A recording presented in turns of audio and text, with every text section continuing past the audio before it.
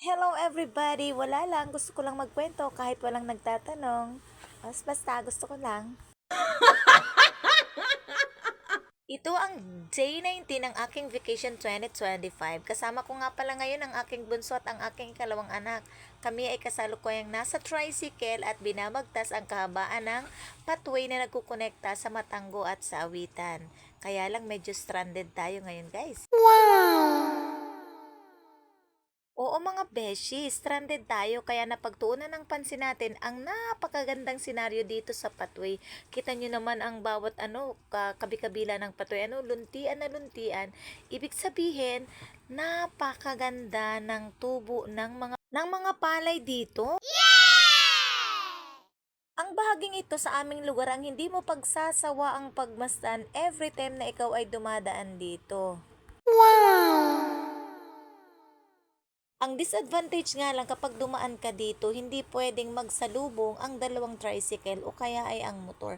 Kailangang huminto ng isa o magbigay ang isa. What? Ang kainaman dito kapag ikaw ay nagbabiyahe, ramdam mo ang simoy at sariwang hangin dito. Andito na nga pala tayo sa Barangay Awitan at sa bahaging ito, hindi pwedeng magsalubong ang dalawang sasakyan dahil inaayos ang bahaging ito ng kalsada. Sa wakas nakarating din tayo ng Labo at kasalukuyan nakasakay na tayo ng jeepney patungong Vinsons. Dumaan tayo sa Patayan pagkatapos ay sumakay na ulit tayo ng jeepney patungo naman ng Daet.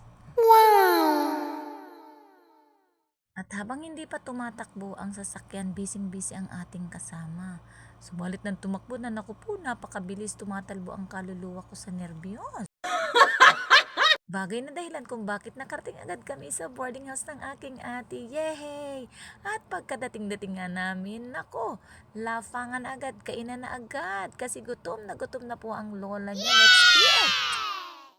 Pagkatapos namin kumain ay agad na kaming gumayak dahil marami pa kaming bagay na dapat na asikasuhin o puntahan.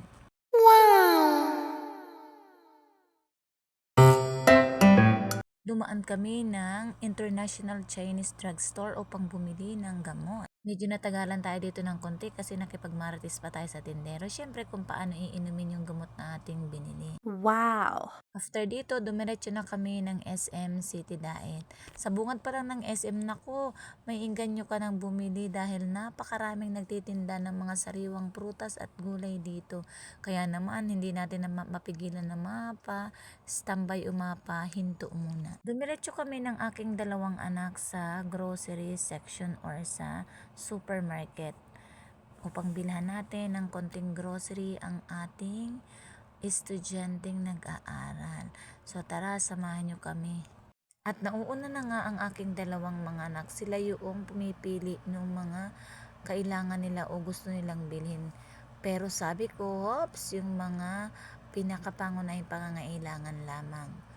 Ayun, may nakita Dito nga na pala siya. kami dumaan Ay, sa marshmallow lang pala. SM Supermarket. Alam mo ba guys, ang marshmallow pala, ito ay bibilhan magandang natin ng gamot sa kapag ang ating grocery ang kapag tayo ay merong ate, kabag. ayan. So, lagi kayong So, ano lista kayang niyan. bitbit niyan dalawang Bumili rin sila yan? ng Tara, gatas, samahan niyo choco, kami. bear brand.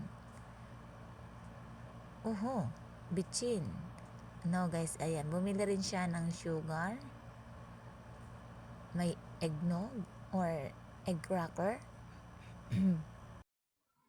Ano pa ba ang kanilang kinuha? So pagkatapos nga nun, dumiretso na kami sa counter. Pagkabayad namin, dumiretso na kami sa second floor upang bumili ng USB at napatambay kami dito sa bilihan ng laptop. Mula dito ay dumiretso na kami sa bus biyaheng Labo at kasalukuyan nga kami ay nakasakay sa bus ng aking ikalawang anak. Yun lang ang nangyari sa akin ngayong day 19 ng vacation 2025. Thank you for watching guys. Sana palagi ninyong panoodin ang aking video pero mag-iwan lagi ng bakas para mabalikan. Thank you!